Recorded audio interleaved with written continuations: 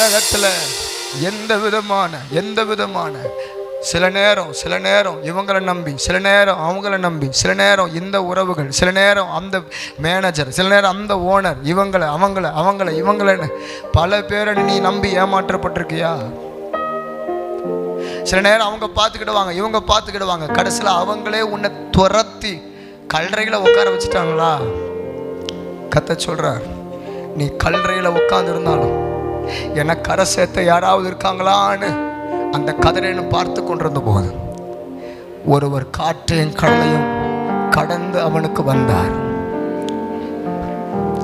உனக்காக வருவார், உங்களுக்காக வருவார், உங்கள் திருச்சபைக்காக வருவார், காற்றையும் கடலையும் கடந்து வருவார்.